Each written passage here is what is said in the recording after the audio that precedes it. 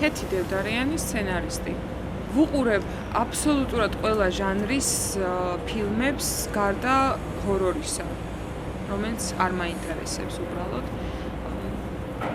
დანარჩენი თითქმის ესე ჟანრობრივად შეზღუდული არ ვარ. ჩემთვის თავარია მომეწონოს ფილმი,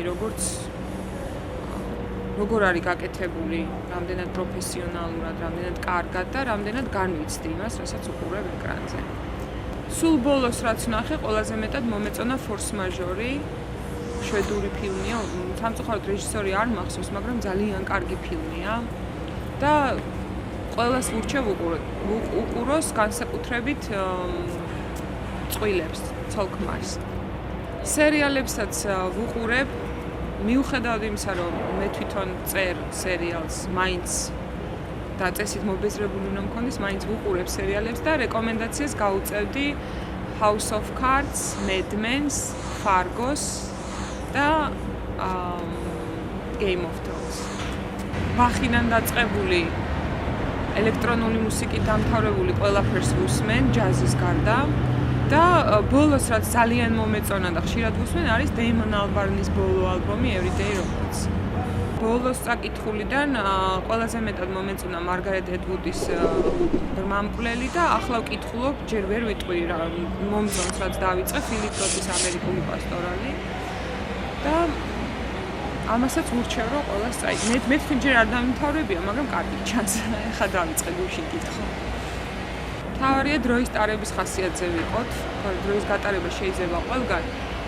მე ამ საკითხში არ გამოვდგები, იმიტომ რომ ძირითადად სახლში მარტო ყოფნა არის ჩემთვის ყველაზე კარგი დროის ტარების საშუალება, თუმცა ჩემ მეგობრებს რომ ვუყურებ, ისინი ყველაზე კარგად დროს ატარებენ კლუბებში, სადაც ერთადერთი, სადაც თანამედროვეობას ფეხს დღეს უწყობს ხელს კლუბები. ანუ ჩამოყავთ ის დიჯეები, რომლებიც ისედაც მთელ მსოფლიოში აქტუალურები არიან და არა ვთქვათ როკის ან კლასიკის მომღერლები, რომლებიც ვთქვათ იქ უკვე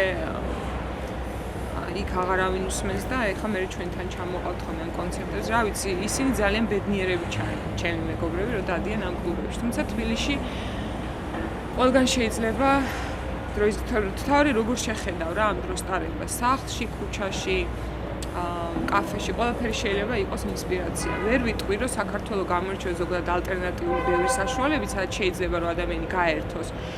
იმიტომ რომ აქ არ არის soft drug-ის მიღების ნება და შესაბამისად ახალგაზრდობას ძალიან უჭირს იგივე კლუბებშიც რაღაც იმიტაცია არის ამ დროს ტარების და არა ნამდვილი დროს ტარების. ვურჩევ რომ იყვნენ გულწრფელები პირველ რიგში საკუთარ თავთან და წერონ ის რაც მართლა აინტერესებს, მართლა განიცდიან და მართლა ხედავენ და არა ის რაც თქვათ მიღებულია ან მოდაშია აკეთონ. უცხოეთში წასვლა არის ყოველთვის კარგი. თითქმის არ არსებობს არც ერთი შემთხვევა, როცა უცხოეთში წასვლა შეიძლება უარყოფითად მოქმედებდეს ადამიანზე, იმიტომ რომ ეს არის ახლის შეცნობა, ნახვა, მოგზაურობა, მაგრამ თუ ჩვენ არ ვიმოგზაურეთ საკუთარ თავში, მარტო გარეთ მოგზაურობა არის რაღაც გარედან შემოსული ინსპირაცია. ანუ არ უნდა მივაბათ, რომ აი რაღაცის წერის დაწყება თუ გინ არ უნდა დაელოდო, რომ აი ხა მოიცე ჯერ ლონდონში წავიდე და მე თუ გეწერინება, უნდა დაიწყო წერა და თუ მე ამას მიეხმარება ისიც რომ საშუალება მოგვეცემა ვიმოგზაუროთ, მოგზაურობაზე კარგი ინსპირაცია არ არსებობს და სასწავლებლად წასვლას რაც შეეხება, ეს ალბათ პროფესიული განვითარებისთვის აუცილებელია და იქ არსებობს ფორმულები, რომლებიც გიადვილებს, თქვათ იგივე წერას.